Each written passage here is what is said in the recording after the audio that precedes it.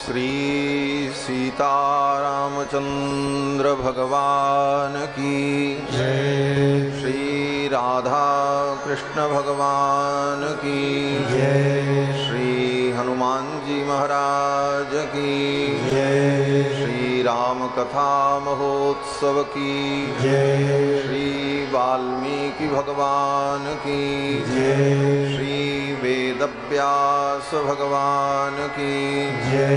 श्री गोस्वामी तुलसीदास जी महाराज की जय। श्री भाष्यकार रामानुज स्वामी जी महाराज की जय। सब संतन की जय। सब भक्तन की जय। श्री वेणी माधव भगवान की जय। श्री तीर्थराज प्रयाग की जय। श्री त्रिवेणी संगम की जय। जय जय सीताराम।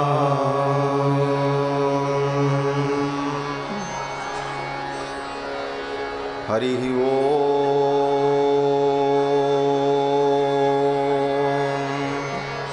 तच्छंजोरावृणीमहे गातुं यज्ञाय गातुं यज्ञपतये दैवी स्वस्तिरस्तु नः स्वस्तिर्मानुषेभ्यः ऊर्ध्वं जिगातु भेषजं सन्नो अस्तुद्विपदे सं चतुष्पदे विश्वानि देव सवितर्दुरितानि पराशुव जदभद्रं तन्न आशुव रामाय रामभद्राय रामचंद्राय वेधसे रघुनाथाय नाथाय सीतायाः पतये नमः। रामं रामानुजं सीतां भरतं भरतानुजं सुग्रीवं वायुसूनुं च प्रणमामि पुनः पुनः। नमोऽस्तु रामाय सलक्ष्मणाय देव्यै च तस्यै जनकात्मजायै नमोऽस्तु रुद्रेन्द्रयमानिलेभ्यो नमोऽस्तु चन्द्रार्कमरुद्गणेभ्यः। चरितं रघुनाथस्य शतकोटिप्रविस्तरम् एकैकमक्षरं प्रोक्तं महापातकनाशनं कूजन्तं राम रामेति मधुरं मधुराक्षरम् आरुह्य कविता शाखां वन्दे वाल्मीकिकोकिलं यः पिबन् सततं रामचरितामृतसागरम् अतृप्तस्तं मुनिं वन्दे प्राचेतसमकल्मषम् गोष्पदीकृतवारीशं मसकीकृतराक्षसं रामायणमहामालारत्नं वन्दे नीलात्मजम् अंजनानंदनं वीरं जानकी शोकनाशनं कपीशमक्षहन्तारं वन्दे लङ्काभयङ्करं वैदेही सहितं सुरद्रुमतले हैमे महामण्डपे मध्ये पुष्पकमासने मणिमये वीरासने सुस्थितम् अग्रे वाचयति प्रभञ्जनसुते तत्त्वं मुनिभ्यः परम् व्याख्यान्तं भरतादिभिः परिवृतं रामं भजे श्यामलम् आपदामपहर्तारं दातारं सर्वसम्पदां लोकाभिरामं श्रीरामं भूयो भूयो नमाम्यहम्। वन्दे वेदान्तकर्पूरचामीकरकरण्डकं रामानुजार्यमार्याणां चूडामणिमहर्निशम् ऋक्यजुस्सामरूपाय वेदाहरणकर्मणे प्रणवोद्गीतवपुषे महास्वशिरसे नमः। शाण्डिल्याह्वयवं शवारितविधुं श्रीकोसलेशार्चकं विश्वक्सेनयतीन्द्रदेशिकपदद्वन्द्वारविन्दाश्रितं स्वाचार्ये सुयतौ जगद्गुरुवरे श्रीरामनारायणे नित्यं सक्तमतिं जगद्गुरुवरं श्रीवासुदेवं भजे। अस्मद्गुरुभ्यो नमः। अस्मत्परमगुरुभ्यो नमः। अस्मत्सर्वगुरुभ्यो नमः। श्रीमते श्रीभाष्यकाराय नमः। श्रीपराङ्कुशपरकालयतिवरवरप्रतिवादिभीकरगुरुभ्यो नमः।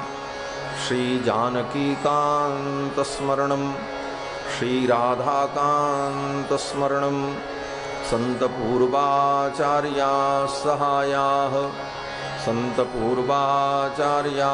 सहायाः। बोलिए श्री सीतारामचंद्र भगवान की जय। श्री राधा कृष्ण भगवान की जय। श्री हनुमंतलाल जी महाराज की जय। श्री राम कथा महोत्सव की जय। श्री वेणी माधव भगवान की जय। श्री तीर्थराज प्रयाग की जय। जय जय सीताराम।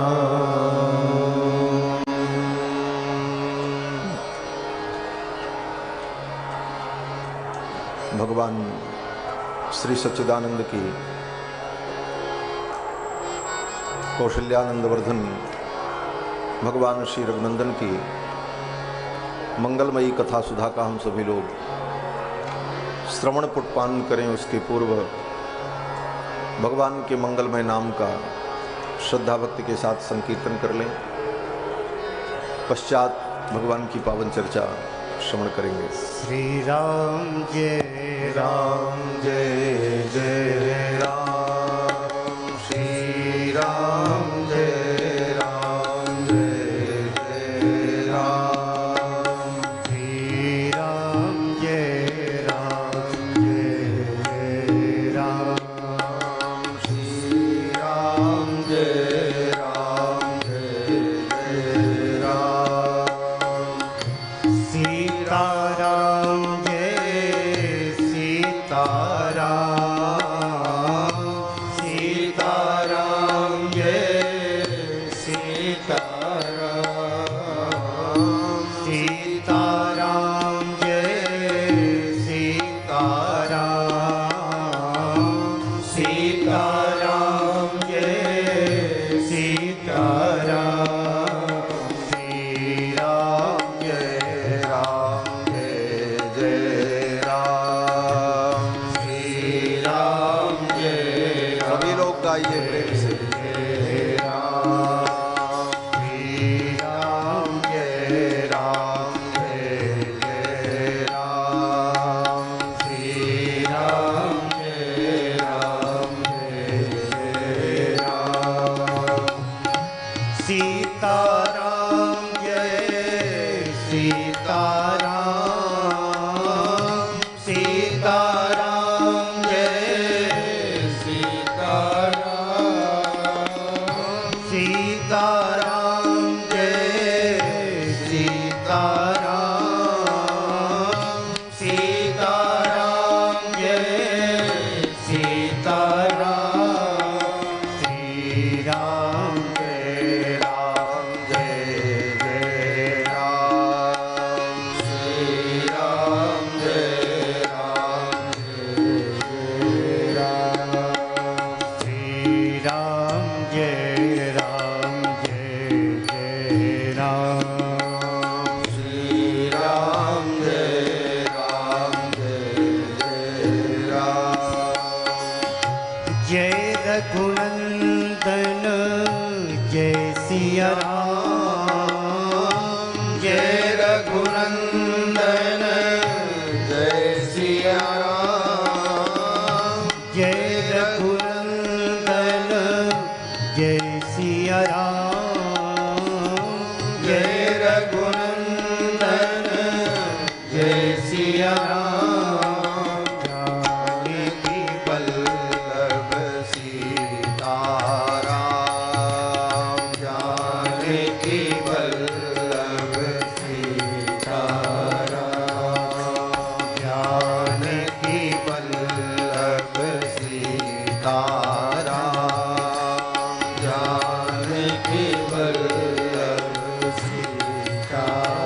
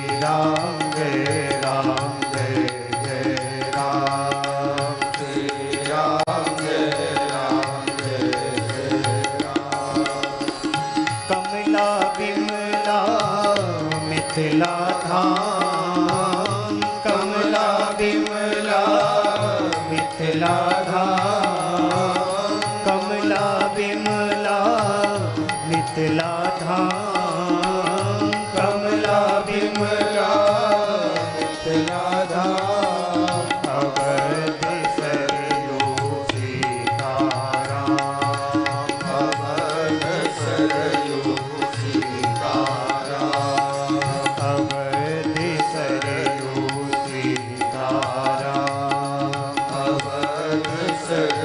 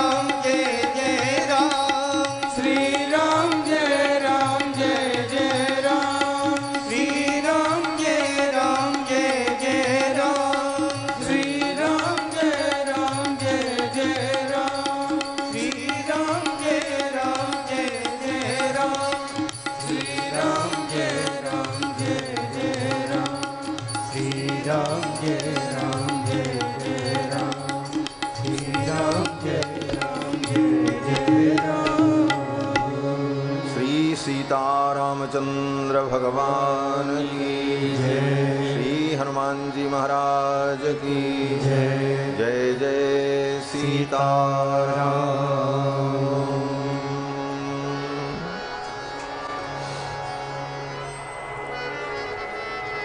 परमाध्यक्ष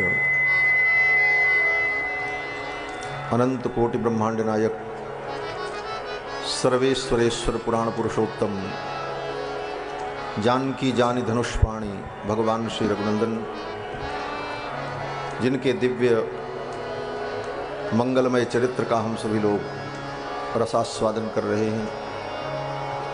भगवान की कथा के सुरसिक श्रोता अनंत बलवंत श्री हनुमंत लाल जी महाराज, जिनकी भावमयी उपस्थिति भगवान की कथा में सर्वदा सर्वत्र विद्यमान रहती है और श्रोताओं को तो बुलाना पड़ता है, आओ कथा शुरू होने जा रही, बैठो, आगे स्थान ले लो। लेकिन हनुमान जी महाराज हनुमान जी की स्तुति करते हुए कहते हैं कि कहीं भी भगवान की कथा हो, यत्र यत्र रघुनाथ कीर्तनम तत्र तत्र कृतमस्तकांजलिम। कहीं भी भगवान की कथा हो, हमारे पूज्य गुरुदेव भगवान कहते थे कि यत्र यत्र रघुनाथ कीर्तनम तत्र तत्र कृतमस्तकांजलिम। इसमें यत्र यत्र और तत्र तत्र का एक विशेष भाव ये है कि अगर एक साथ हजारों स्थान पर राम जी की कथा हो रही हो तो हनुमान जी महाराज हजारों स्थान पर हजार रूप में जाकर के कथा श्रवण करते, एक भी कथा वो छोड़ते नहीं। यत्र यत्र रघुनाथ कीर्तनम तत्र तत्र कृतमस्तकांजलि बाष्पवारि परिपूर्ण लोचनम। और रूखे हृदय से कथा नहीं सुनते, कथा तो भावुकों का विषय है। जिसका हृदय भावक प्रधान होता है कथा उसी के हृदय में उतरती। नीरस व्यक्ति को, तर्क प्रधान व्यक्ति को कथा कान तक तो जाती है लेकिन हृदय तक नहीं जाती। इसका प्रमाण बोले भगवान की कथा सुन करके हृदय गदगद हो जाए, आंखों से अश्रुपात होने लग जाए। और श्री हनुमान जी महाराज जब कथा सुनते हैं तो उनके आंखों से अश्रुपात होता है। बाष्पवारि परिपूर्ण लोचनम मारुतिम नमत राक्षसांतकम। ऐसे आंजनेय श्री हनुमंत लाल जी महाराज जो भगवान की कथा के परम रसिक श्रोता हैं, जिन्होंने भगवान की कथा के लिए वैकुंठ जाना स्वीकार नहीं किया। भगवान श्री रघुनंदन जब संपूर्ण अयोध्या को लेकर साकेत लोक जाने लगे, भगवत धाम जाने लगे, तो हनुमान जी से भी कहा, हनुमान तैयारी करो, अब वैकुंठ चलना है। अब यहाँ की लीला पूरी हो गई, लीला विभूति की लीला पूरी हो गई, अब त्रिपाद विभूति में चलना है। हनुमान जी ने कहा ठीक है, लेकिन प्रभु वहां आपकी त्रिपाद विभूति में कथा का टाइम क्या है, कै बजे से कथा होती है? भगवान ने कहा वहां कथा नहीं होती, वहां तो हम होते हैं। बोले आप होते हो, आपकी कथा नहीं होती? बोले वहां कथा नहीं होती। तो हनुमान जी ने कहा प्रभु फिर मुझे वैकुंठ नहीं जाना है, हम तो यहीं धरती पर ही रहेंगे। क्यों? बोले यहां आपकी कथा सुनने को मिलेगी। भगवान ने कहा हमसे ज्यादा हमारी कथा से प्रेम है। हनुमान जी ने कहा आपसे भी प्रेम है और आपकी कथा से भी प्रेम है, और हमको दोनों चाहिए, आप भी चाहिए और कथा भी चाहिए। वैकुंठ में आप मिलोगे, कथा नहीं मिलेगी, लेकिन यहां मृत्युलोक में आपकी कथा भी मिलेगी, और जब कथा मिलेगी तो आप भी मिलोगे। क्यों? बोले जिसको कथा मिलती है उसी को कथा के नायक रघुनंदन मिलते हैं।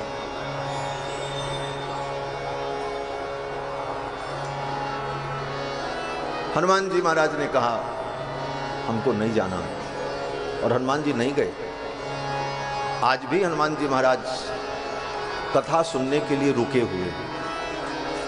इसलिए वैष्णव भक्तों को तो सदा यही सोचना चाहिए भगवान की कथा सुनने को मिले, भले फिर हमारा इस संसार में जन्म हो, कोई आपत्ति नहीं। बोले महाराज मुक्ति की बड़ी महिमा है, मोक्ष मिल जाए, मोक्ष मिल जाए। बोले मोक्ष मिल जाए, क्या मिलेगा मोक्ष मिलने पर? बोले सारे दुख की निवृत्ति हो जाएगी। बोले जिसको तुम संसार में दुख मानते हो वह दुख भी केवल ज्ञानात्मक है। अनंत जन्मों में अनंत अनंत दुख हम आप सब लोगों ने भोगा,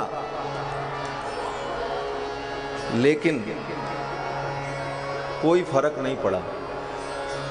आत्मा वही है, न आत्मा घटी, न बढ़ी, न टूटी, न फूटी, न उसमें कोई विकार हुआ। और जो दुख हमने भोगा वो दुख भूल भी गए, याद भी नहीं। तो अब नया दुख क्या आएगा?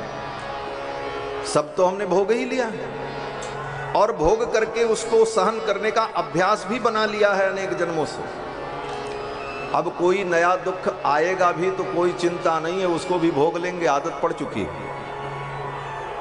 इसी बात को हमारे श्री यामुनाचार्य स्वामी जी महाराज कहते हैं कि अभूतपूर्वम मम भावि किं वा सर्वं सहे मे सहजं हि दुःखं किंतु त्वदग्रे शरणागतानां पराभवो नाथ न तेनुरूपः। हे भगवन, अभूतपूर्वम मम भावि किं वा, कौन ऐसा पाप हमने नहीं किया और उस पाप का फल भी हम भोगे। अभूतपूर्वम मम भावि किं वा सर्वं सहे में सहजम ही दुखम। अब दुख भी हमारे लिए सहज हो चुका है, आदत पड़ गई, इसलिए दुख की हमको चिंता अब नहीं है। तो ऐसी स्थिति में वैकुंठ नहीं भी मिले तो कोई परेशानी की बात नहीं। बार बार भगवान की कथा मिलती रहे इसी संसार में। जहि जोनि जन्महु कर्म बस तह राम पद अनुराग। जिस जोनी में हमारा जन्म हो, भगवान के चरणों की प्रीति मिलती रहे, उनको हम याद करते रहें, उनका गुणगान करते रहें, इसी आनंद में यात्रा मंगलमयी होती रहे। जन्म जन्मांतर की यात्रा चलती रहे, कोई आपत्ति नहीं, लेकिन यात्रा का पाथेय जो है वो मिलता रहे। और पाथेय क्या है? भगवत चिंतन, भगवत स्मरण, भगवान की कथा। श्री हनुमान जी महाराज इसीलिए वैकुंठ नहीं गए। ऐसे आंजनेय श्री हनुमंत लाल जी महाराज इस कथा के मुख्य यजमान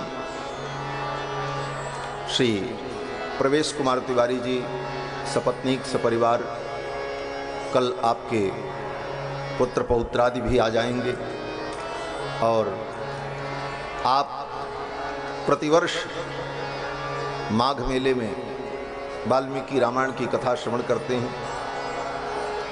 आपकी बड़ी इच्छा रहती है कि प्रतिवर्ष स्वामी जी आप 2-3 कथा हमको सुनाओ, जहाँ कहो वहीं सुने, किसी तीर्थ में चलकर। लेकिन संजोग ऐसा नहीं बन पा रहा है। विगत 3 वर्षों से केवल प्रयाग में ही कथा हो रही है। आपकी प्रबल इच्छा रहती है कभी चित्रकूट में, कभी काशी में, कभी श्रीरंगम में, ऐसे पवित्र तीर्थों में भगवान की चर्चा, भगवान की कथा हम सभी लोग श्रवण करें। श्री प्रवेश कुमार तिवारी जी सपत्नीक सपरिवार, मंच पर विराजमान श्री स्वामी संपत कुमार भट्टर जी, जिनका गायन आप सभी लोग श्रवण कर रहे थे। पूज्य स्वामी जी महाराज वृंदावन रंग मंदिर के प्रधान अर्चक हैं, आगम शास्त्र के महान विद्वान हैं। ऐसे पूज्य स्वामी जी महाराज जिन्होंने आपको द्रविड़ प्रबंध की एक गाथा प्रारंभ में सुनाई, कथा में पधारे श्री लल्ले भैया, राय साहब एवं समस्त श्रद्धालु भक्तगण, धर्मानुरागी सज्जनों, श्रद्धामयी माताओं, भगवान श्री हरि की मंगलमयी कृपा के फलस्वरूप तीर्थराज प्रयाग की पावन भूमि में बैठकर भगवान की कथा गंगा में हम सभी लोग स्नान कर रहे हैं। यह हमारे आपके अनेक जन्मों के पुण्य का फल है, अनेक जन्मों के सुकृत का फल है।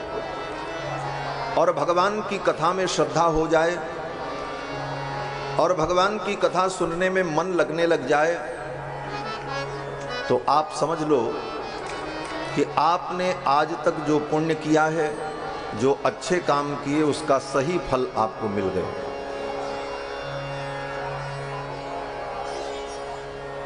आपने जो सत्कर्म किया उसका फल आपको मिला। श्री वेदव्यास जी महाराज कहते हैं कि भगवान की कथा में अगर रति उत्पन्न नहीं हुई तो आपने जो भी कुछ किया, दान पुण्य यज्ञादि कर्म, वो सब आपका निष्फल हो गया।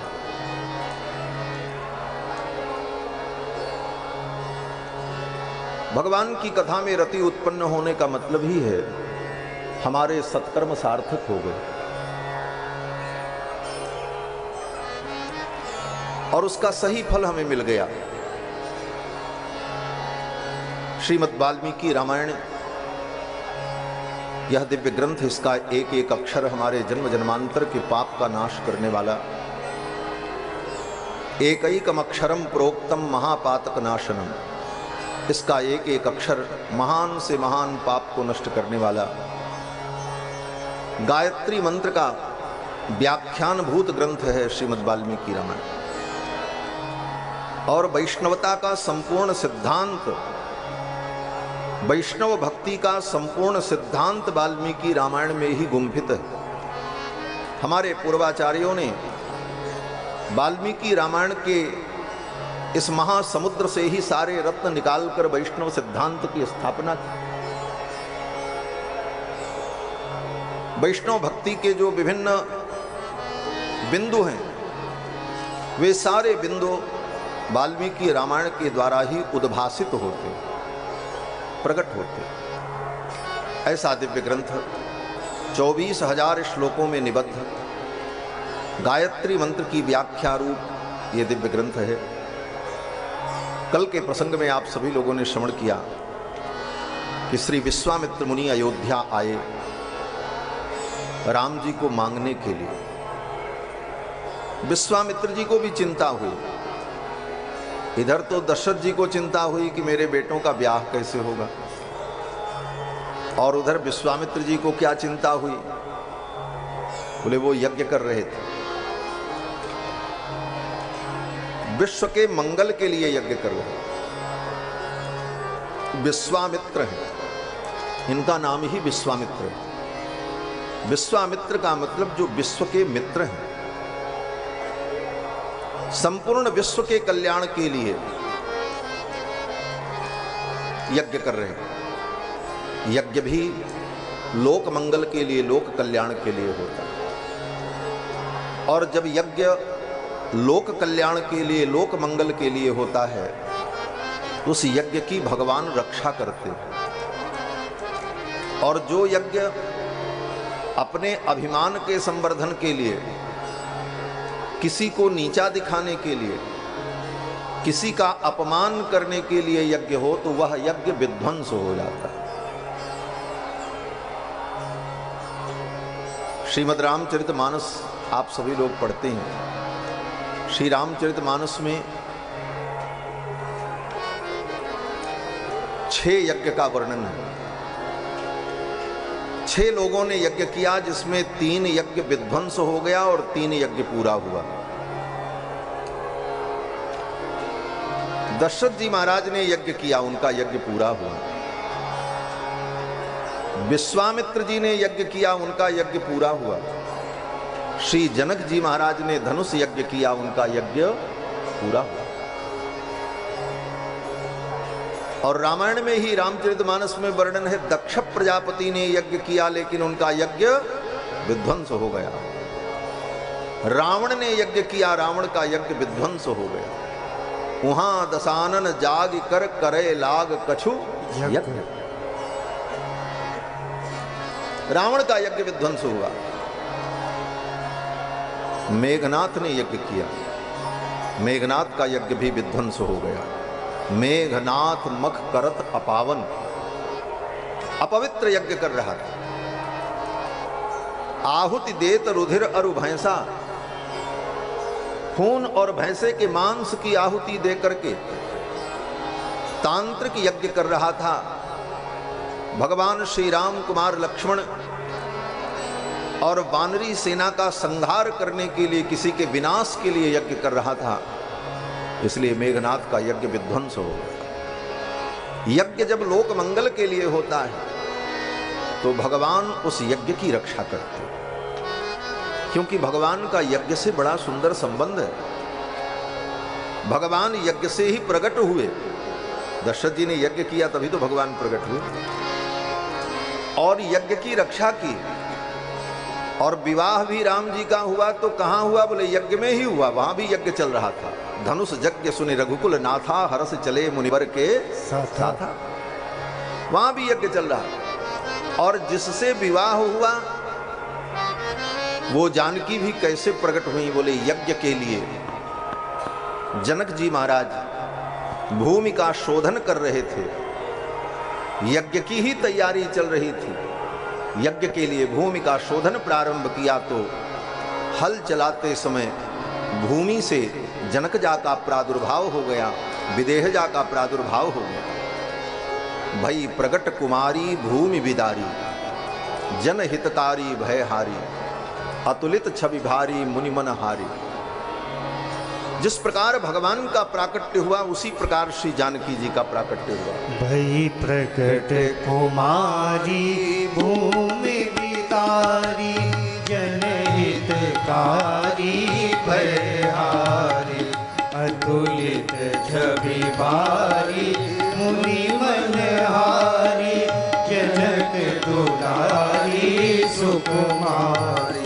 सुंदर सिंहासन तेरी पर आसन, कोटि उदासन तुझकारी। सिर छत्र विराजे सखी गण राजे, निज निज कारज कर डारी। सूर्य सिद्ध सुजाना हनई निशाना, चढ़ई विमाना समुदारी। पर सही बहु भूला मंगल मूला, अनुकूला सिय गुण खानी। देखई सब ठाड़े लोचन गाड़े, सुख बाड़े उर अधिकारी। अस्तुति मुनि करही आनंद भरही, पायन भरही हर सारी। भई प्रकट कुमारी भूमि विदारी, जनहितकारी भयहारी। भई प्रगट कुमारी भूमि विदारी, जनहितकारी भयहारी। भूमि को विदीर्ण करके श्री जानकी जी का प्राकट्य हुआ। इसलिए जानकी जी की महिमा बड़ी अद्भुत है। हमारे मिथिला के संत कहते हैं, ठाकुर जी दो रूपों में प्रकट हुए इस धरामंडल पर। श्री जानकी जी भी ही, जानकी जी में और राम जी में कोई अंतर नहीं। गोस्वामी जी कहते हैं, गिरा अर्थ जल बीच सम कहियत भिन्न न भिन्न, बंदौ सीता राम पद जिनहि परम प्रिय खिन्न। एक ही ठाकुर दो रूपों में प्रकट हुए, श्री राम रूप और श्री जानकी रूप। जैसे वृंदावन में ब्रज के भक्त अनुभव करते हैं कि एक ज्योतिर अभूत द्वेधा राधा माधव रूपकम। एक ही ज्योति वो परम तत्व दो रूपों में प्रकट हुआ, राधा माधव। उसी प्रकार दो ठाकुर प्रकट हुए, एक तो रघुनंदन और एक जनकजा। मिथिला के भक्त कहते हैं हमारी जानकी की महिमा अद्भुत है। अयोध्या में तो दशरथ जी को यज्ञ करना पड़ा और यज्ञ चला 1 वर्ष तक। फिर माताएं अंतर्वतनी हुई, फिर 11 महीने 24 दिन तक गर्भ धारण किया, तब भगवान प्रकट हुए। भगवान को प्रकट करने का उपक्रम प्रारंभ किया दशरथ जी महाराज ने तो 2 वर्ष लग गया टोटल। 1 वर्ष अश्वमेध यज्ञ हुआ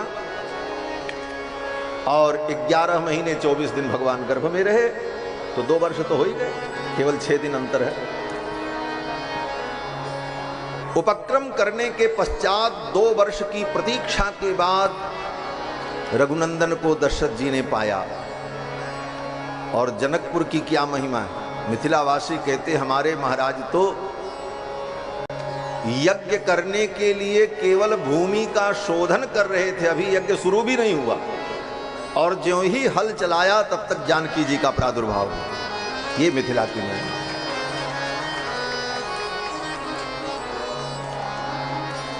कहते हैं जानकी जी की महिमा। बोले महिमा का मतलब क्या है?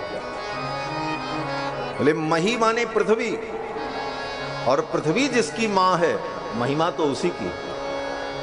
महिमा मही मां, मही पृथ्वी जिनकी मां है, महिमा तो उन जानकी की है। और ये रामायण काव्य भी जानकी जी की ही महिमा है। वाल्मीकि महर्षि कहते हैं कि कृत्स्नम रामायणम काव्यम सीतायाश्चरितम महत। ये सीता जी का महान चरित्र है रामायण, ये राम जी का चरित्र नहीं है। राम जी का चरित्र तो प्रासंगिक है, प्राधान्य जो है वो तो श्री जानकी जी के चरित्र का है। सीतायाश्चरितम महत। श्री विश्वामित्र जी महाराज यज्ञ करते हैं और उनके यज्ञ में असुर विघ्न करते हैं। विश्वामित्र जी को चिंता हुई, ये यज्ञ कैसे पूरा होगा। धर्म की रक्षा के लिए, असुरों के संहार के लिए भगवान का अवतार अयोध्या में हो चुका है। क्यों न मैं अयोध्या जाकर के रघुनाथ जी को ले आऊं और वे यज्ञ स्वरूप हैं, उन्हीं के द्वारा मेरे यज्ञ की रक्षा। गाधि तनय मन चिंता व्यापी, हरि बिनु मरहि न निश्चर पापी। भगवान यज्ञ पुरुष है।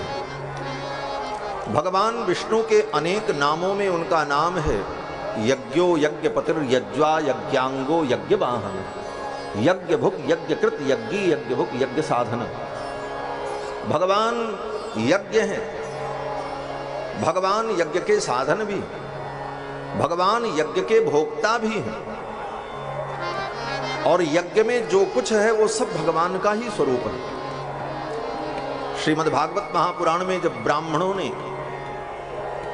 यज्ञ नारायण भगवान की स्तुति की तो वहां पर कहा क्रतुस्तुम हुतास, आप ही यज्ञ हो, आप ही अग्नि हो। दंपतिर देवता, आप ही यजमान भी हो, देवता भी आप ही हो। आप ही समिधा हो, आप ही आज्य हो। सोम आज्यम पशु, आप ही सोम रस हो, आप ही आज्य हो। आप ही यज्ञ में विनियुक्त होने वाले पशु हो। तो यज्ञ स्वरूप भगवान अयोध्या में जब प्रकट हुए तो विश्वामित्र जी ने सोचा यज्ञ नारायण भगवान के द्वारा ही यज्ञ की रक्षा होगी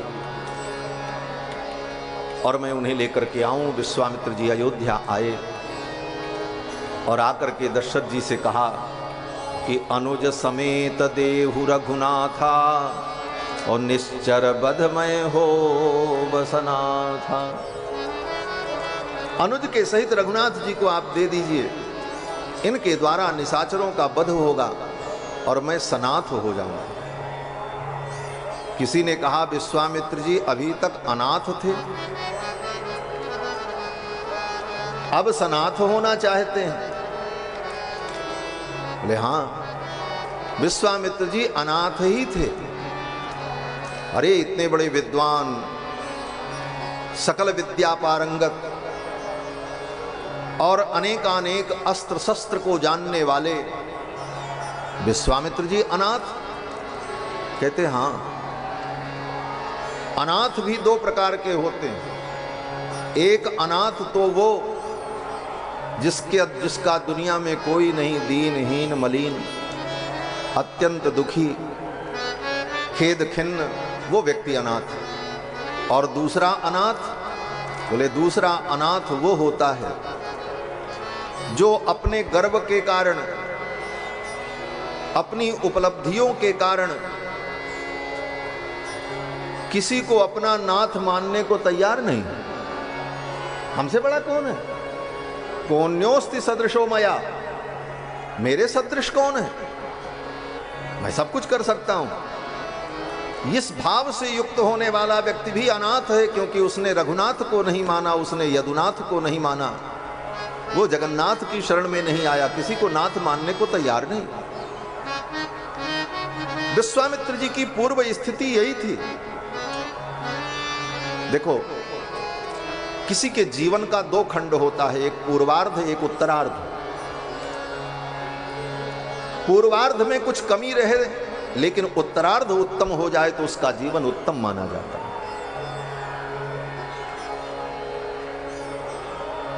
फिर ये नहीं सोचना चाहिए अरे पहले तो ये ऐसे थे, अरे बाद में जो है वो महत्वपूर्ण, पहले क्या थे उसका क्या लेना था। विश्वामित्र जी का भी पूर्वार्ध बड़ा विवादित था, विवादों से घिरा। कितने विवाद, बोले एक नहीं अनेक। नंदिनी को पाने के लिए विश्वामित्र जी ने गुरुदेव वशिष्ठ से युद्ध किया।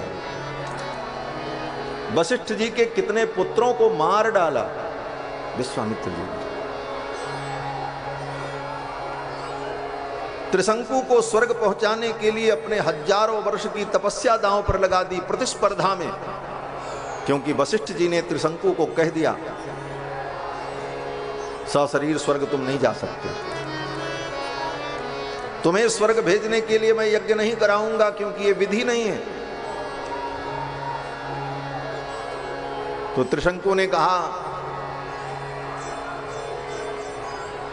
आप हमारा यज्ञ नहीं कराएंगे तो मैं आपका त्याग करता हूं, मैं दूसरे आचार्य का वर्ण करूंगा और यज्ञ कराऊंगा, सशरीर स्वर्ग जाऊंगा। गुरुदेव वशिष्ठ को क्रोध आ गया। जो शिष्य अपने स्वार्थ के लिए, अपनी अनैतिक इच्छाओं को पूर्ण करने के लिए गुरु का भी विरोध कर दे और गुरु के विरुद्ध चला जाए, ऐसे शिष्य का पतन हो जाता है। गुरुदेव वशिष्ठ ने शाप दे दिया, जाओ चांडाल हो जाओ। उसी समय त्रिशंकु राजा का पूरा शरीर काला पड़ गया, कपड़े काले हो गए, आभूषण जो थे वो सब लोहे के हो गए। त्रिशंकु रोता हुआ भटक रहा था, विश्वामित्र जी मिल गए, चरणों में गिर पड़ा। गुरुदेव मैं बहुत दुखी हूं। बोले क्या हुआ? बोले मेरे गुरु वशिष्ठ ने मुझे ऐसे ऐसे शाप दे दिया। विश्वामित्र जी ने कहा वशिष्ठ ने यज्ञ नहीं कराया और तुम्हें शाप दिया? अब विश्वामित्र की ताकत देखो, अब विश्वामित्र यज्ञ कराएगा और मैं तुमको स्वर्ग भेजूंगा।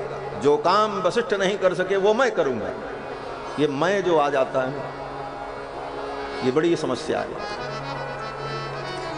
विश्वामित्र जी ने यज्ञ का आयोजन किया और वशिष्ठ जी के पुत्रों से कहा आओ यज्ञ कराओ।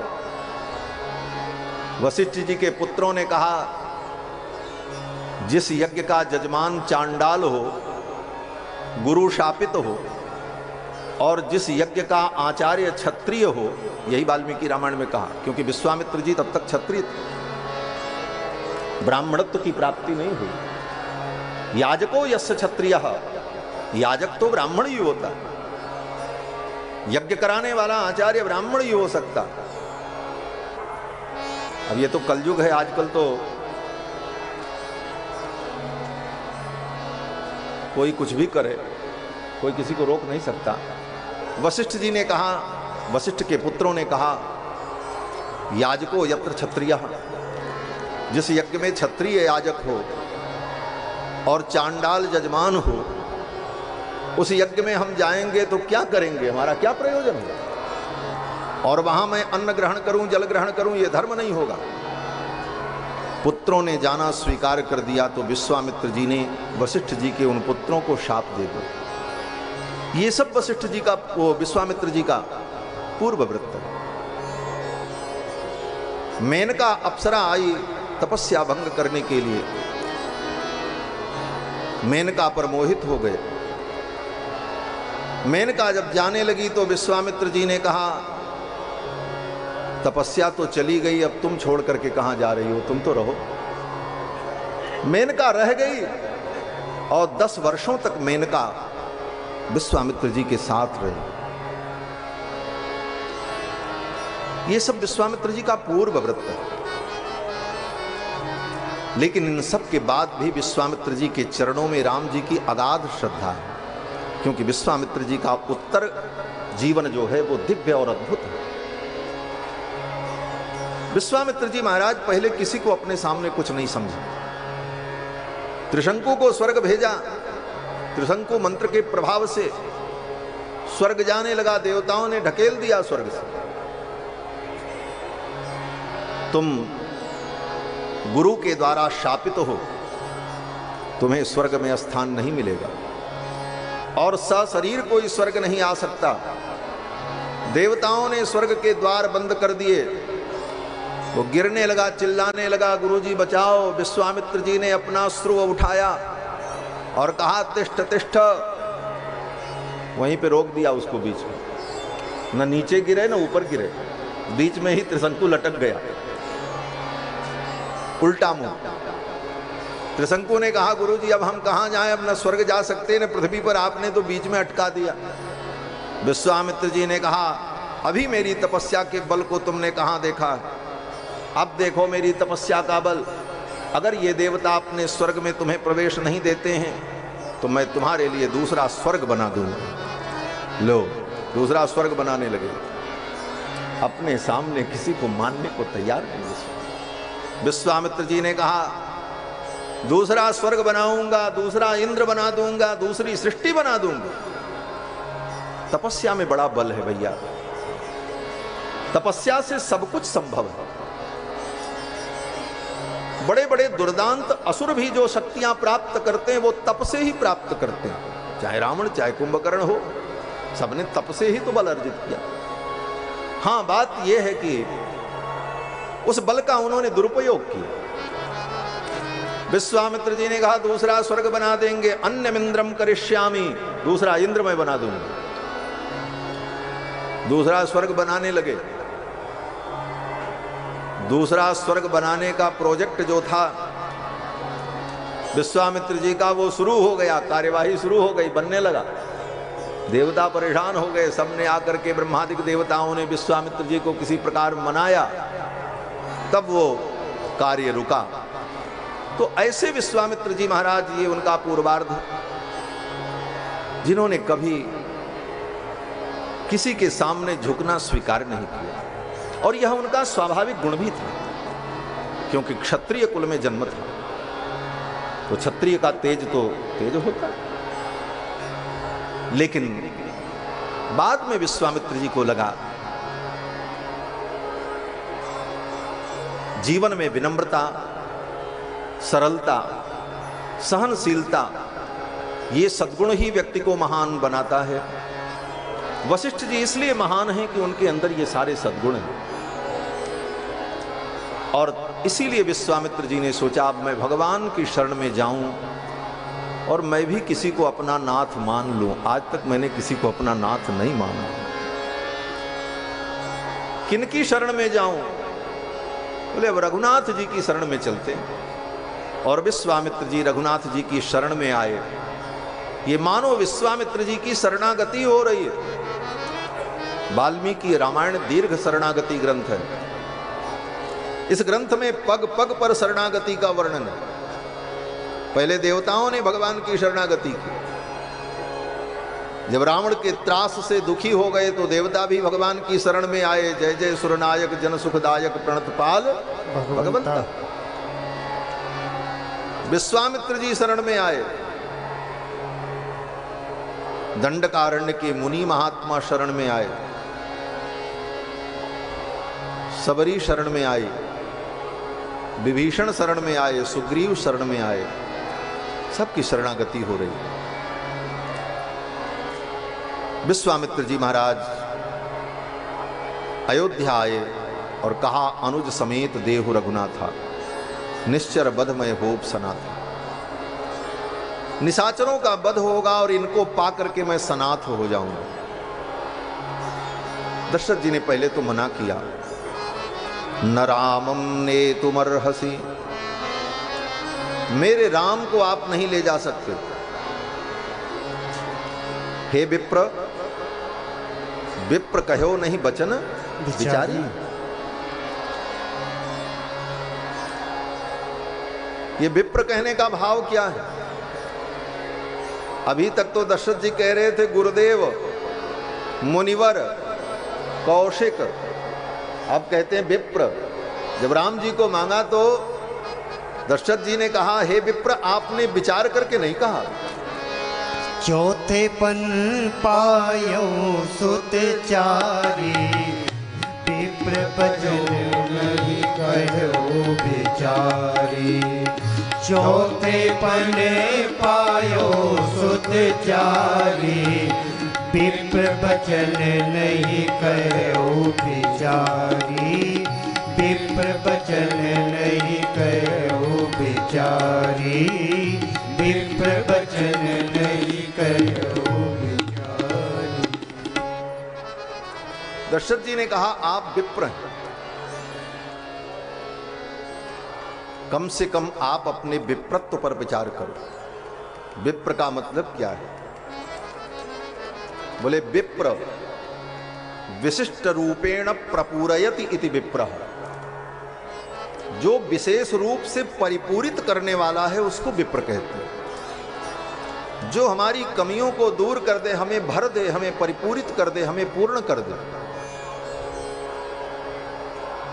दशरथ जी कहते हैं, आप विप्र हो और हमको प्रपूरित करने के बजाय हमको खाली करने चले आए, मेरे राम को लेने चले आए। विचार करना चाहिए। अपने वचनों पर विचार नहीं किया और एक बार मेरे ऊपर दया नहीं आई। विप्र के हृदय में तो दया होती। चौथे पन में यह सुख मुझे मिला है। हजारों वर्ष की लालसा के बाद यह पुत्र सुख मिला है, जिस सुख के लिए मैं तड़प रहा था। चौथे पन पायो सुतचारी।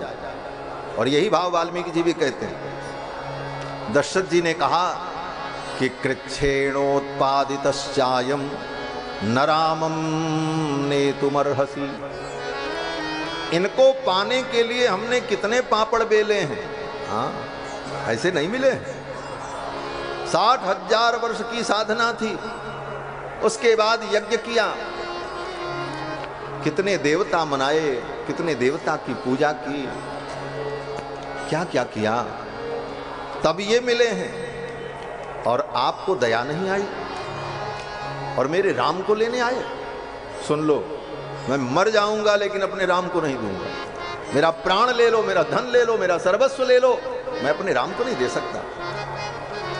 विश्वामित्र जी बड़े प्रसन्न हुए। पहली बार विश्वामित्र जी को कोई ना कर दे, तुरंत शाप देने वाले महाराज। इनकी बात कोई माने ना और वो जीवित बच जाए और विश्वामित्र जी को क्रोध ना आवे, ये तो संभव नहीं है। लेकिन आज दशरथ जी ने जब कहा कि मैं अपने राम को नहीं दूंगा, तो विश्वामित्र जी को क्रोध नहीं आया, अपितु प्रसन्न हो गए विश्वामित्र जी। सुनि नृप गिरा प्रेम रस सानी। सुनि नृप गिरा प्रेम रस सानी। हृदय हरस माना मुनि ज्ञानी। हृदय हरस माना मुनि ज्ञानी। हृदय माना मुनि ज्ञानी। विश्वामित्र जी का हृदय हर्षित हो गया, प्रसन्न हो गया। वाह, राजा ठीक कहता है। इनके लिए, राम के लिए सब कुछ त्याग दिया जाए, यही सर्वोत्तम त्याग है। बोले सब त्यागने के फल राम है। दुनिया में जितना त्याग व्यक्ति करता है उस त्याग का फल क्या है? राम जी ही तो हैं। ये बड़े बड़े त्यागी महात्मा घर परिवार सब क्यों त्यागे, किसके लिए त्यागे? बोले राम के लिए थे। और किस लिए त्यागे? ये साधु महात्मा सन्यासी लोग क्यों बनते हैं? बोले राम जी के लिए, जिनके लिए संपूर्ण विश्व त्याज्य है। सर्वम त्यक्त्वा हरिम भजेत, ये सिद्धांत है। सब कुछ छोड़कर भगवान का भजन करना चाहिए। जिनके लिए सब कुछ त्याज्य है वो त्याज्य नहीं हो सकता। बोले उसको त्यागने में, उसको नहीं त्यागेंगे तो सत्य जाएगा, धर्म जाएगा। बोले सब जाए, कोई बात नहीं। दशरथ जी ने कहा मेरा सत्य चला जाए हमको चिंता नहीं, लेकिन मेरे राम न जाए। अंत में विश्वामित्र जी ने सोचा जिनको मैं पाने आया हूं, इनको प्रेम से पाया जाए तभी इनका पाने का फल है। देखो, भगवत तत्व को प्रेम पूर्वक, श्रद्धा पूर्वक, प्रसाद पूर्वक प्राप्त किया जाए तभी इस तत्व का महत्व है। इस तत्व को छीनकर, झपट कर जबरदस्ती नहीं पाया जा सकता। दुनिया की हर चीज तुम अपने बल से, बुद्धि से, चतुराई से पा सकते हो, लेकिन जिनको पाने के लिए विश्वामित्र जी आए हैं इनको तो प्रेम से पाया जा सकता है।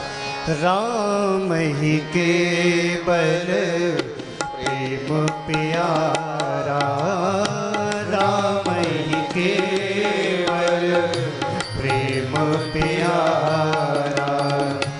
जानी ले हूँ जो जान निहारा, जानी ले हूँ जो जान निहारा।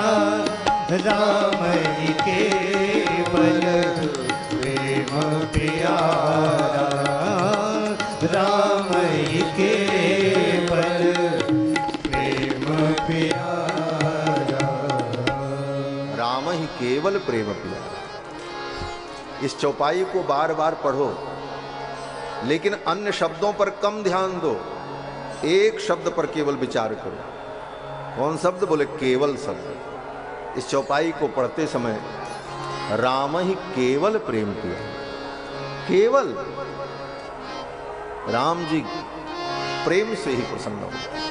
इनको प्रेम से ही पाया जा सकता है, बलपूर्वक नहीं पाया जा सकता। विश्वामित्र जी ने सोचा अपने बल से, बुद्धि से हमने सब कुछ पा लिया, लेकिन इनको तो प्रेम से ही पाया जाए तो इनके पाने का महत्व है।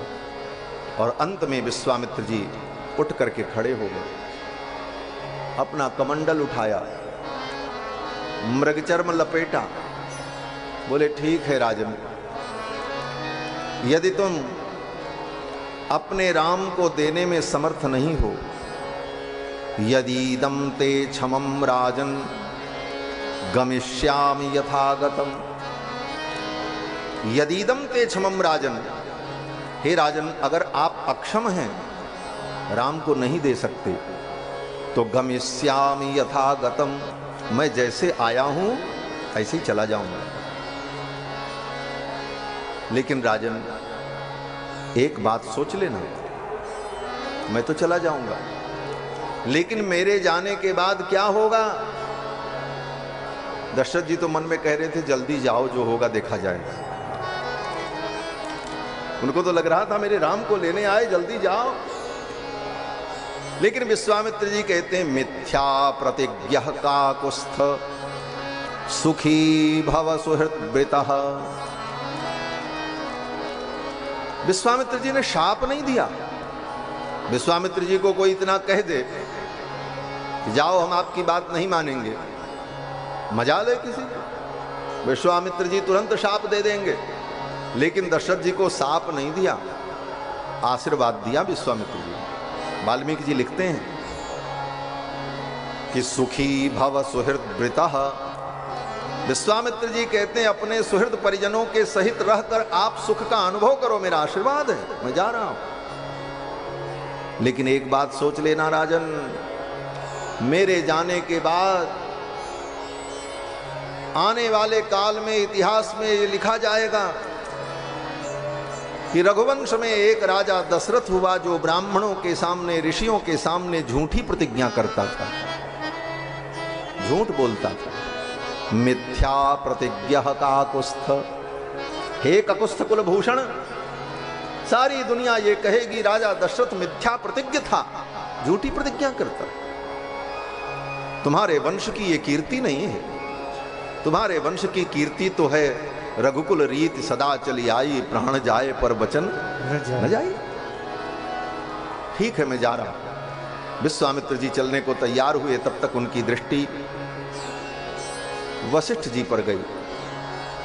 वशिष्ठ जी ने विश्वामित्र की आंखों में देखा और विश्वामित्र के मन की निर्मलता को, उनके पवित्र भाव को जान गए। और वशिष्ठ जी ने इशारा किया, बैठ।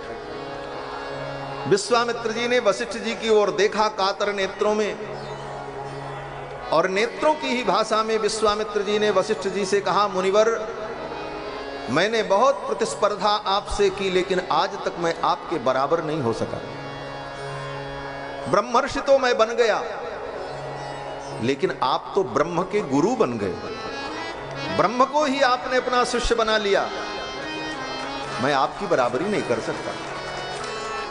आज ये विश्वामित्र आपके सामने झोली फैला करके मांग रहा है, ये सुख मेरी झोली में भी डाल दो, मैं भी इन ब्रह्म को पालूं, इनको मैं अपना शिष्य बना लूं, मैं अपना संपूर्ण समर्पण कर दूं इनके चरणों में, इनकी प्राप्ति तो आपकी कृपा से हो सके। विश्वामित्र जी के इन भावों को वशिष्ठ जी समझ गए और वशिष्ठ जी ने तुरंत दशरथ जी को समझाया। तब वशिष्ठ बहुविधि समझावा, तब वशिष्ठ बहुविधि समझावा, नृप संदेह नाश कह पावा, नृप संदेह नाश कह पावा, तब वशिष्ठ बहुविधि समझावा, तब वशिष्ठ बहुविधि समझावा। तब वशिष्ठ बहुविधि समझावा।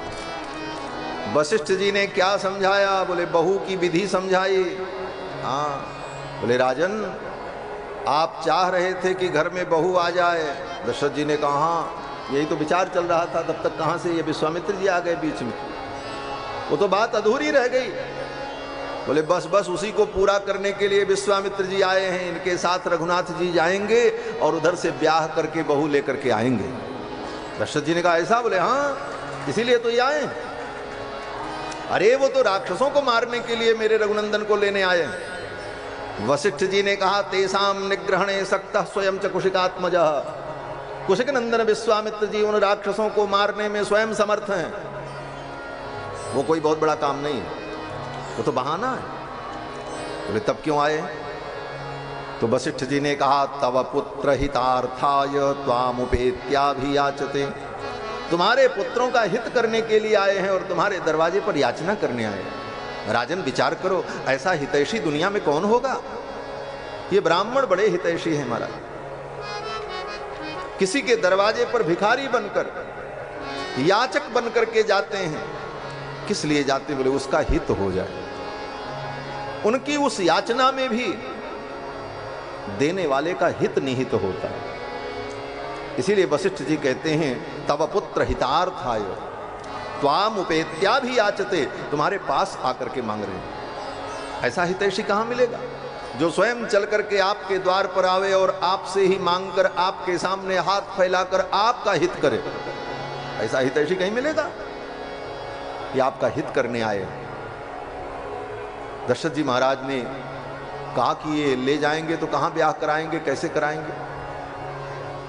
वशिष्ठ जी ने कहा देखो, जब तक अपने राम को आप कहीं जा भेजोगे नहीं तो कौन जानेगा इनको, कौन देखेगा, कौन पसंद करेगा? और इनके साथ आप भेजो, ये लेकर के जाएंगे, घुमाएंगे, लोग देखेंगे, फिर तो ब्याह कहीं ना कहीं हो ही जाएगा, आप चिंता मत करो। दशरथ जी प्रसन्न हो गए और दशरथ जी ने अपने दोनों कुमारों को विश्वामित्र जी को सौंप दिया और बड़ी प्रसन्नता से सौंपा।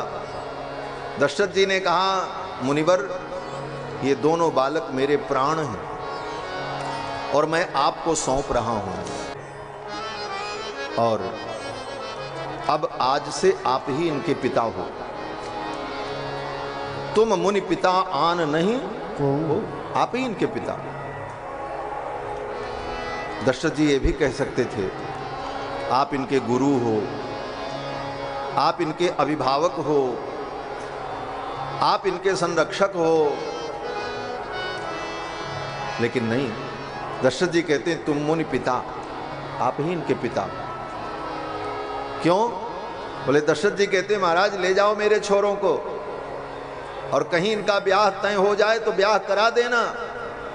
और ब्याह में पिता की जरूरत पड़ती है, हमारे तक सूचना आवे और हमको पहुंचने में कहीं विलंब हो जाए तो आप ही पिता बन करके खड़े हो जाना और मेरे बालकों का ब्याह करा देना। तुम मुनि पिता आन नहीं को, पिता की भूमिका का निर्वाह कर लेना, लेकिन मेरे बेटों का ब्याह करा देना।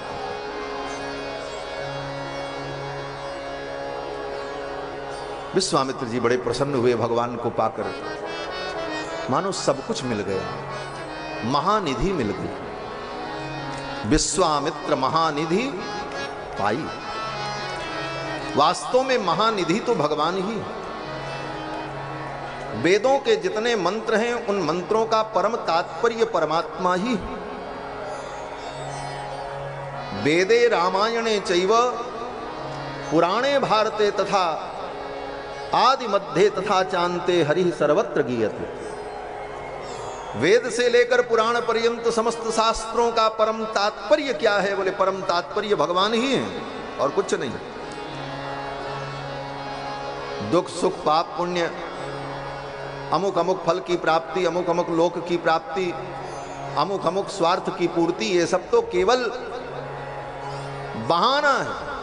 सारे शास्त्रों के सार को अगर समझना है तो सारे शास्त्रों का सार केवल भगवान है, बस। विश्वामित्र जी को लगा, मुझे आज सब कुछ मिल गया। विश्वामित्र महानिधि पाई और भगवान को लेकर के चल पड़े। विश्वामित्र जी ने सोचा, अब रुकना ठीक नहीं, अब चलो। हाँ। विश्वामित्र जी भगवान को लेकर के चल पड़े। सरयू जी के किनारे किनारे पैदल पद यात्रा हो रही है मिथिला की। पहले दिन की यात्रा 6 कोस की हुई, 18 किलोमीटर पैदल चले राम जी। राम जी हमारे अत्यंत सुकुमार भी हैं और अत्यंत दृढ़ भी हैं। दृढ़व्रत और सुकुमार भी हैं। वज्रादपि कठोराणि मृदूनि कुसुमादपि, कुसुम से भी ज्यादा कोमल और वज्र से भी ज्यादा भगवान कठोर। तो भगवान अत्यंत कोमल भी हैं और अत्यंत कठोर भी हैं। भक्तों का भाव है। दोनों परस्पर विरुद्ध गुण भगवान में सदा सर्वदा विद्यमान रहते हैं। भगवान अणु से अणु है, महान से महान है, कोमल हैं, अत्यंत कोमल हैं। उनसे ज्यादा कोमल कोई नहीं हो सकता और उनसे ज्यादा कठोर भी कोई नहीं हो सकता। आज भगवान नंगे पांव विश्वामित्र जी के साथ चल पड़े। अब नंगे पांव चले कि राजाधिराज हैं, पदत्राण पहन करके चले, इसका स्पष्ट वर्णन तो यहां नहीं है, लेकिन मेरी भाव की जो दृष्टि है कि ठाकुर जी नंगे पांव चले होंगे, क्योंकि विश्वामित्र जी जिस उद्देश्य से इनको पैदल ले जाना चाहते हैं उस उद्देश्य की पूर्ति तो तभी होगी जब ठाकुर नंगे पांव चलेंगे। भगवान का निरावरण चरण पृथ्वी का संस्पर्श करेगा तभी तो पृथ्वी को सुख होगा। भगवान के चरणारविंद और पृथ्वी के बीच में पदत्राण का व्यवधान असह्य हो जाएगा। और अगर पदत्राण होता भगवान के चरणों में तो फिर अहिल्या का उद्धार कैसे होता? क्योंकि अहिल्या का उद्धार तो भगवान के चरण रज से हुआ। जब ठाकुर जी नंगे पांव रहेंगे तभी तो चरण रज लगेगी। परसत पद पावन शोक न सावन प्रकट भई तप पुण्य सही। भगवान को लेकर विश्वामित्र जी चल पड़े। 18 किलोमीटर की यात्रा ठाकुर जी ने कर ली। आज 12 वर्ष के बच्चे को 18 किलोमीटर चला दो थक जाएगा। राम जी 12 वर्ष के हैं। 19 वर्षों में जब विश्वामित्र जी राम जी को लेने आए थे तो दशरथ जी ने यही कहा था कि 19 वर्षों में रामो राजीव लोचन। मेरे राम तो अभी 19 वर्ष हैं। 19 का मतलब 12 वर्ष। बहुत लोग इसका अर्थ करते हैं 16 में थोड़ा कम। ऊन माने न्यून। ऊन का जो अर्थ है वही न्यून का अर्थ हो। तो 16 में कम हो वो 19। लेकिन हमारे आचार्य श्री गोविंद राज स्वामी जी महाराज इसका अर्थ 12 वर्ष करते हैं। उनका तर्क है। क्या तर्क है कि जब रावण श्री जानकी जी का हरण करने के लिए आया तो रावण ने जानकी जी से पूछा परिचय। तो जानकी जी ने रावण को बताया कि जब मैं 6 वर्ष की थी और मेरे स्वामी 12 वर्ष के थे तब हमारा विवाह हुआ था। वहां पर श्री जी ने यही कहा है रावण से। तो श्री जी की वाणी प्रमाण है। श्री जी कहती हैं सीता जी कि मैं 6 वर्ष की थी और रघुनाथ जी 12 वर्ष के थे तब विवाह हुआ हमारा इनका, और फिर 12 वर्ष हम लोग अयोध्या में रहे। जब इनकी आयु 24 वर्ष की हो गई, हमारी 18 वर्ष की हो गई, 25वें वर्ष में इनका प्रवेश हुआ, तब पिता ने इनको वनवास दिया। तो श्री जानकी जी के वचनों के अनुसार विवाह के समय में राम जी की आयु 12 वर्ष की। तो 19 का अर्थ किया गोविंदराज स्वामी जी ने चरण। जैसे 1 रुपए में 4 आने होते हैं, 16 आने में 4 आना, 4 चरण। तो 16 वर्ष को पूर्ण माना। 16 कलो वही पूर्ण कहा जाता है।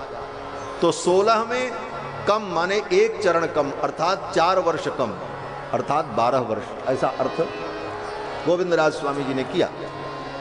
तो 12 वर्ष के रघुनाथ जी, और पैदल यात्रा की कितने बोले 18 किलोमीटर। राम जी तो नहीं थके, लेकिन विश्वामित्र जी के हृदय में वात्सल्य उमड़ा। मैं कितना स्वार्थी हूं। अपने स्वार्थ के लिए इन सुकुमार रघुनंदन को मैं इतनी पीड़ा दे रहा हूं। इतनी दूर तक मैं पैदल लेकर के आया। ये थक गए होंगे, अब विश्राम करना चाहिए। तो वहीं सरयू जी के तट पर विश्राम किया। सरयू के तट पर जब विश्राम किया, अर्ध्यर्ध योजनम गत्वा सरज्वा दक्षिणे तटे। 1.5 योजन की यात्रा पूरी होने पर सरजू जी के दक्षिण तट पर तीनों विश्राम करने लगे। अब विश्वामित्र जी ने मन में सोचा, राम जी तो हमको मिल गए, लेकिन इनसे हमारा कोई संबंध नहीं हुआ। मैं इनको कुछ अपना बनाऊं, क्या बनाऊं? इनको मैं अपना गुरु बनाऊं कि बाप बनाऊं कि बेटा बनाऊं कि चेला बनाऊं? विश्वामित्र जी ने सोचा इनको चेला बना लेते। ये बाप बनने लायक नहीं है, क्योंकि ये तो 12 वर्ष के हैं, हम बूढ़े हैं। हम इनको पापा जी कहेंगे, हम इनको पिताजी कहेंगे, कितना अटपटा लगेगा।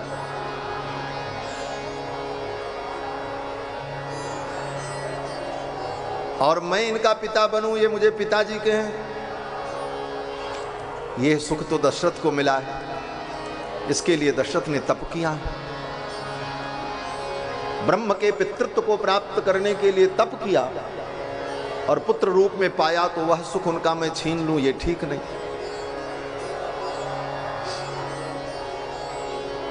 मैं इनको अपना गुरु बना लूं। विश्वामित्र जी ने सोचा ये गुरु बनने लायक भी नहीं। ऐसे तो भगवान जगत गुरु हैं। जगत गुरुम च शाश्वतम तुरीयमेव केवलम, कृष्णम वंदे जगत गुरुम, भगवान तो जगत के गुरु हैं। ये बाकी जितने जगत गुरु हैं ना, ये सब ये दंड कमंडल धारण करना, ये तो सब केवल दुनिया में लोगों को धर्म के पथ पर चलाने के लिए एक ऐश्वर्य का प्रदर्शन मात्र है, जिससे समाज के लोग अभिभूत होकर उनकी वचनों में विश्वास करें और उनकी वाणी को मानकर धर्म के पथ पर चलें।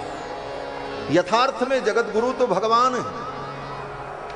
कृष्णम वंदे जगत गुरु, जगत गुरुम च शाश्वतम तुरीयमेव केवलम। और भगवान शंकराचार्य ने भी अपने मठामनाय में यही कहा है, सन्यासी के लिए, विरक्त के लिए सोना चांदी धातु का स्पर्श करना भी निषेध है। तो चांदी सोने के सिंहासन पर बैठना कहां से विधि होगी? तो इसका उत्तर देते हैं भगवान शंकराचार्य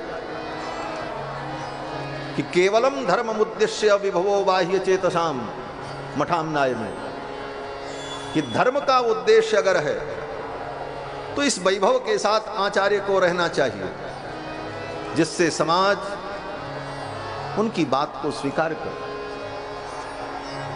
क्योंकि समाज में तमोगुणी प्राणी जो हैं वो तो सत्संग करने और संतों के चरणों में आएंगे नहीं, तमोगुणी तो दूर ही रहेंगे। बचे कौन? बोले रजोगुणी और सतोगुणी। जो सतोगुणी हैं वो अत्यंत सीमित हैं, उनको सत्संग की कोई बहुत आवश्यकता ही नहीं, क्योंकि वो सत्य को प्राप्त कर चुके हैं, सतोगुणी हो चुके हैं। सत्संग, भजन, पूजन, साधना, गुरु चरणों के आश्रय का जो फल है वो फल तो उनको मिल ही गया। अब बचा कौन? बोले रजोगुणी बचे, जिनके अंदर सतोगुण को पाने की लालसा भी है और दुनिया के ऐश्वर्य से वो प्रभावित भी होते हैं।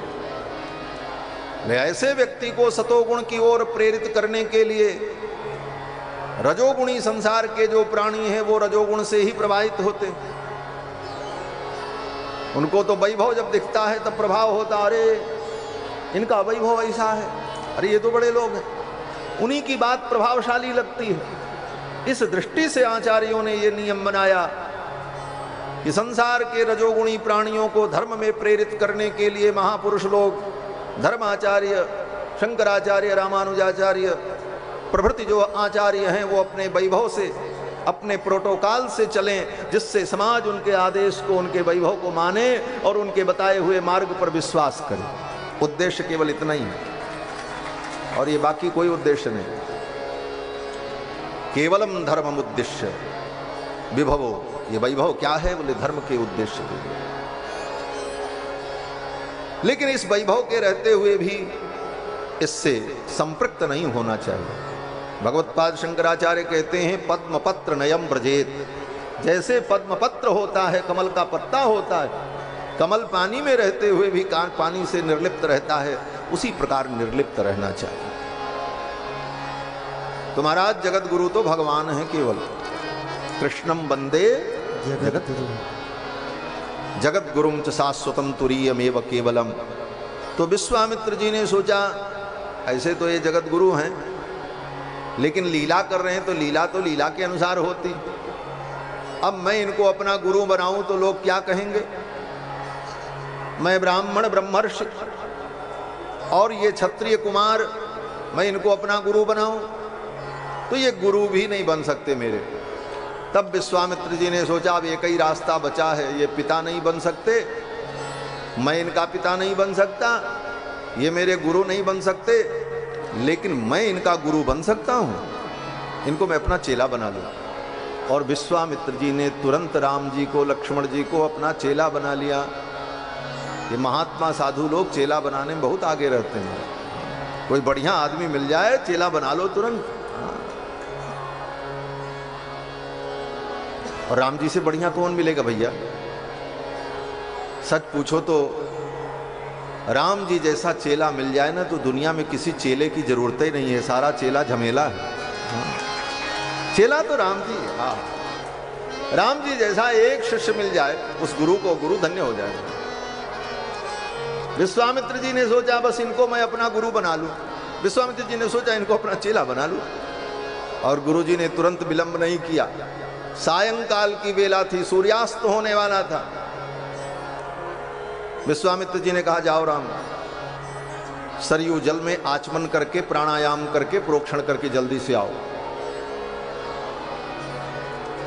रामेति मधुराम वाणीम विश्वामित्रोभ्यभाषत।